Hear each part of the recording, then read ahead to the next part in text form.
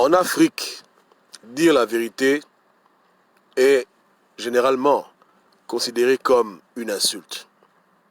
Sauf lorsqu'on parle d'un dictateur, entre parenthèses. N'est-ce pas? C'est-à-dire que nous qui voulons le changement, notre critique, elle est sélective.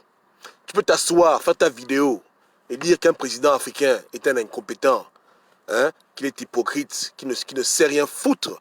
Mais tu ne peux pas faire la vidéo et dire que des opposants, que des résistants sont hypocrites et qui ne foutent rien. C'est-à-dire qu'on est seulement autorisé à critiquer, entre parenthèses, même à outrager les autorités qui sont à la tête de nos États, mais on ne peut pas critiquer quelqu'un qui se prétend être combattant de la liberté. Qu'il soit faux opposant, vrai résistant ou faux résistant, c'est tabou. Quand tu dis à des gens, vous êtes incompétents, vous vous comportez mal, que votre vision est erronée, que voici le trou, vous allez tomber, vous êtes hypocrite, tu les as insultés. Tu les as insultés. Tu insultes les gens. Tu parles mal aux gens. Mais quand tu dis la même chose sur un président africain, qui est au pouvoir depuis 20 ans, 30 ans, là tout le monde accepte. Parce qu'il n'y a qu'eux qui doivent recevoir des critiques qui ne sont pas assimilées à des insultes. Dans vos mouvements de résistance, on peut rien vous dire. Quand on vous dit la vérité, il nous a insultés. Mais l'hypocrisie, ce n'est pas une insulte. Être hypocrite, c'est un fait. Quand tu lèches le pied d'un blanc à l'Union européenne, après tu vas jouer au pute devant le FMI, on dit que tu es hypocrite. Parce qu'aujourd'hui, tu combats l'OMS. C'est une insulte.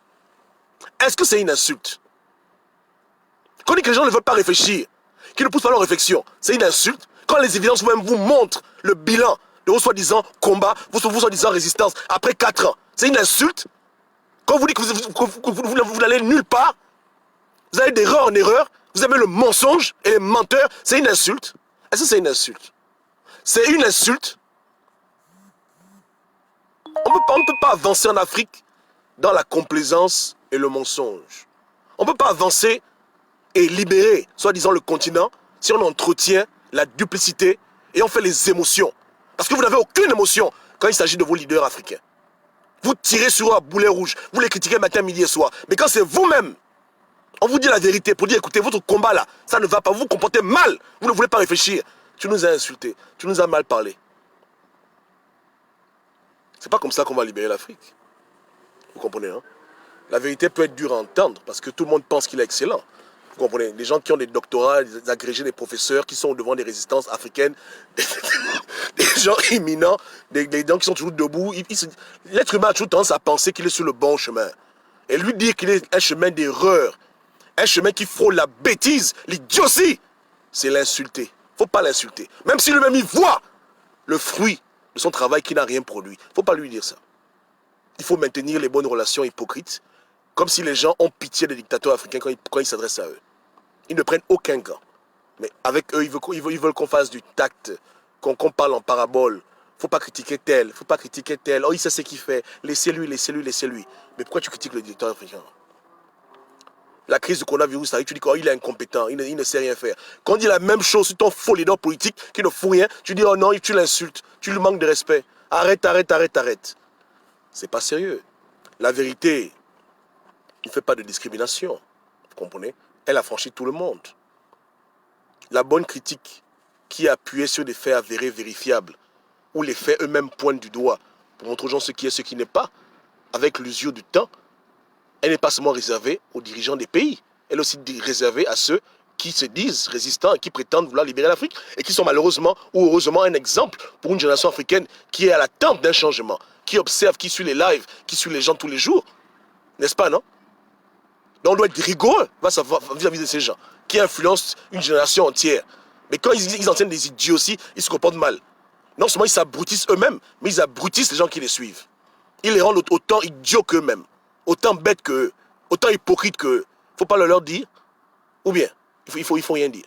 Il faut qu'on aille seulement la tête baissée, on pousse, on sait dans les slogans idiots là, on avance, non, non, non, non, non, non, non, non, non, son camp, son camp, son camp. La vérité n'a pas de camp. La vérité, c'est le camp de Dieu. Elle n'a pas de camp. Si les choses doivent avancer, ou bien vous critiquez les gens pour les emmerder. Peut-être que si c'est ça la technique, il faut me dire. Comprenez? Si vous critiquez les dictateurs africains pour les emmerder, je peux que je puisse comprendre que vous ne puissiez jamais accepter les critiques et que vous passez votre temps à boucher vos oreilles, même quand vous savez que vous avez tort, vous voulez jouer au con. Donc si c'est le cas, il faut me dire. Et c'est regrettable de critiquer pour emmerder.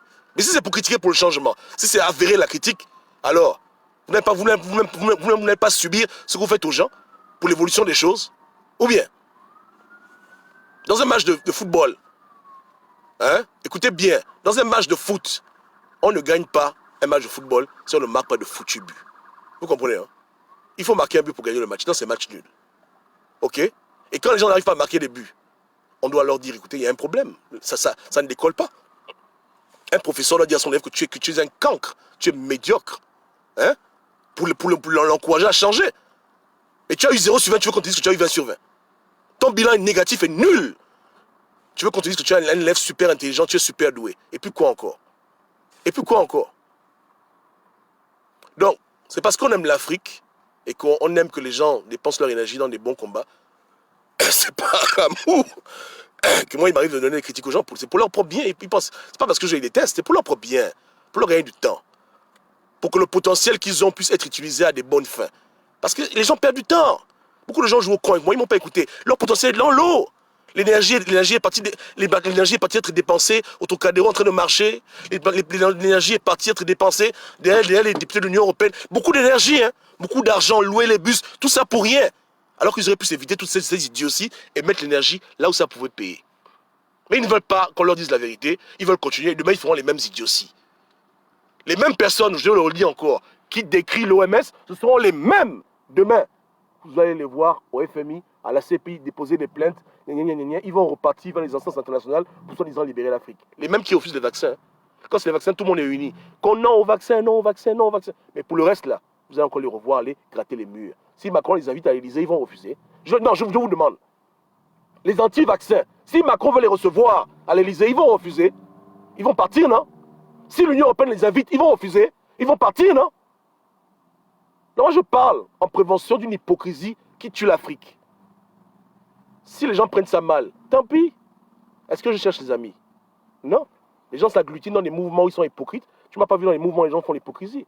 Moi, je marche avec les gens sincères. Je n'ai pas le temps de marcher avec les hypocrites. Parce que c'est les hypocrites qui payent. Quand tu vois les hypocrites, ils sont toujours remplis. 20 000, 30 000, 10 000 temps ensemble. La médiocrité rassemble plus que l'excellence. Donc, qu'est-ce que j'ai à foutre? Mais demain, ne vous plaignez pas des conséquences. N'est-ce pas? L'ennemi n'est pas forcément fort. Sinon, c'est toi qui es faible. Yeke, yeke.